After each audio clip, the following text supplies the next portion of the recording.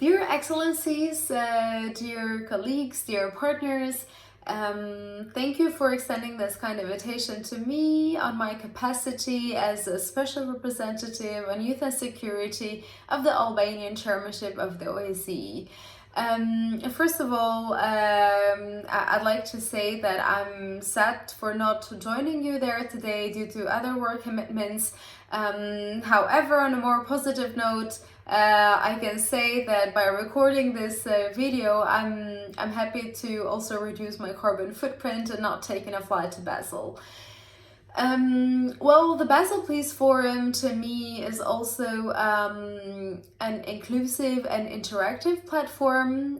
First of all, by being a roundtable, the young participants have an opportunity to share their voices and perspectives on an equal footing and have more timing and space. And also by the number and diversity of participants, the BaselPeaceForum also is an inclusive one where young activists, parliamentarians, civil society organizations, business sector and academia can meet. And as you might as well know, the threats that we're facing in our world today are multiple and multi-layers, and for them to be addressed, a dialogue that reflects the diversity of the society should be formed. And this dialogue should also, of course, be one that is intergenerational, first of all, and secondly, inclusive, meaning that contributions and solutions are coming from a diverse group of citizens. I'm also particularly happy that parliamentarians are participating in this forum due to the fact that it is important to listen. A large section of our world's population today is made up from youth. However, that is not reflected in the decision-making bodies. A report of 2018 of Interparliamentary Union found out that only 2% of the world's parliamentarians are under 30. And therefore, there is definitely some space to argue for more participation and opening up the space for young women and men inside the decision-making room, but also listening to their mass mobilization and activism outside the room. That would require that we take an outside-in perspective, let's say, where young people's participation should also be seen in a more thematic way. And here we can provide the example of a climate strike that has of course been the case. And young women and men have proven to be valuable partners and of course feeding in facts, solutions, and also demanding change in their societies. That brings me to my next point, where we should consider youth not only as victims but also as contributors. It is true that youth are affected by the climate change, where we of course consider this to be a threat and conflict multiplier, and where societies and families are left less secure and with less resources to spend on education and healthcare of their children. However, young people are increasingly shaping their role as contributors in this specific area.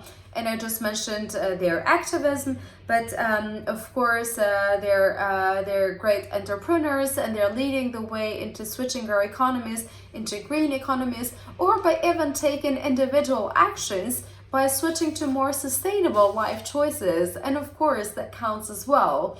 After all, our world's sum is made from individual actions and contributions. In this light, I'd like to provide the same argument in a more thematic area, such as the disarmament and non-proliferation. Unfortunately, 2019 was a hard year for the planet and the inhabitants living in it. For young people, it was more of an awakening and sobering way, where we saw other conflicts erupting and affecting their livelihood, less multilateralism, and less commitment to our ruled international system. Well, in that regard, there is a niche where young women and men can act, and they have fresh perspectives, and they have proven themselves to take responsibility and take actions.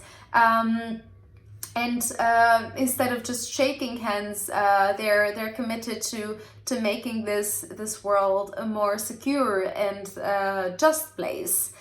However, we should also recognize what has been done, and therefore I'd like to mention the UN Security Council resolutions 2250, 2419, and the latest 2030 youth strategy, which sees young people as direct contributors into implementing sustainable development goals.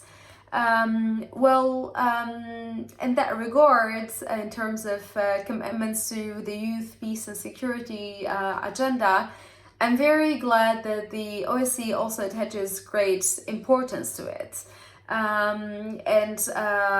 The organization, as the largest regional one, also recognized by the UN Charter, has a track record of including and engaging with young people in a continuous and meaningful way.